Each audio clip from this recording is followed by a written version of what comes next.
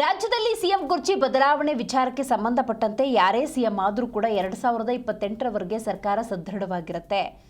ನಾನು ಪಕ್ಷೇತರ ಅಭ್ಯರ್ಥಿಯಾಗಿ ಗೆದ್ದಿದ್ದೇನೆ. ಪುಟ್ಟಸ್ವಾಮಿ ಅವರ ಮಾತಿದು. ನಾನು ಪಕ್ಷೇತರ ಅಭ್ಯರ್ಥಿಯಾಗಿ ಗೆದ್ದಿದ್ದೇನೆ. ಕ್ಷೇತ್ರವನ್ನು ಗಮನದಲ್ಲಿಟ್ಟುಕೊಂಡು ಕಾಂಗ್ರೆಸ್ಗೆ ಬೆಂಬಲವನ್ನು ಸೂಚಿಸಿದ್ದೇನೆ.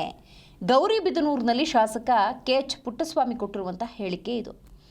ನಾನು ಸಚಿವ ಸ್ಥಾನದ ಆಕಾಂಕ್ಷಿಯೂ ಅಲ್ಲ, ಯಾವುದೇ ಕಾರಣಕ್ಕೂ ದೆಹಲಿಗೂ ಹೋಗೋದಿಲ್ಲ ಅಂತ ಹೇಳಿದ್ದಾರೆ. ನಾನು ಗೆದ್ದಿರೋದು ಪಕ್ಷೇತರ ಅಭ್ಯರ್ಥಿಯಾಗಿ ಗೆದ್ದಿದ್ದೀನಿ. ಕಾಂಗ್ರೆಸ್ ಪಕ್ಷಕ್ಕೆ ನಮ್ಮ ಕ್ಷೇತ್ರದ ಅಭಿವೃದ್ಧಿಯನ್ನು ಗಮನದಲ್ಲಿಟ್ಟುಕೊಂಡು ಬೆಂಬಲವನ್ನು ಸರ್ಕಾರಕ್ಕೆ ಕೊಟ್ಟಿದ್ದೀನಿ. ಆ ಪಕ್ಷದ ಆಂತರಿಕ ವಿಚಾರದಲ್ಲಿ ಏನು ತೀರ್ಮಾನಗಳಾಗ್ತವೋ ಅದನ್ನು ನಾನು ಗಮನಿಸೋಕ್ಕೆ ಹೋಗ್ತಾ ಇಲ್ಲ.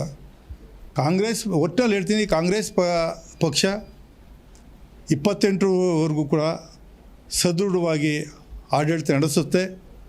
ಅಲ್ಲಿ ಯಾರು ಸಿ ಎಮ್ ಆಗಿರ್ತಾರೆ, ನಾಯಕತ್ವ ಏನು ಚೇಂಜ್ ಆಗುತ್ತೆ, ಯಾರು ಸಿ ಎಮ್ ಮಾಡಬೇಕು ಅನ್ನೋದು ಆ ಪಕ್ಷದ ಹೈಕಮಾಂಡ್ಗೆ ಸಂಬಂಧಪಟ್ಟಿದ್ದು. ಆ ಹೈಕಮಾಂಡ್ ಏನು ತೀರ್ಮಾನ ಮಾಡ್ತದೋ ಅದರ ಪ್ರಕಾರ ನಾವು ನಡ್ಕೊತೀವಿ ಅಂತ ಅಂದ್ಬಿಟ್ಟು ಎಲ್ಲರೂ ಕೂಡ ಹೇಳ್ತಾರೆ. ಎಲ್ಲ ಮುಖ್ಯಮಂತ್ರಿ, DCM ಮತ್ತು ಕಾಂಗ್ರೆಸ್ ಪಕ್ಷದ ಮುಖಂಡರುಗಳು ಪ್ರತಿಯೊಬ್ಬರು ಕೂಡ ಒಕ್ಕು ಹೊರಲಿಂದ ಹೇಳ್ತಾವ್ರೆ, ಹೈಕಮಾಂಡ್ ಏನು ತೀರ್ಮಾನ ಮಾಡ್ತದೆ ಅದಕ್ಕೆ ನಾವು ಬದ್ಧವಾಗಿದ್ದೀರಿ ಅಂತ.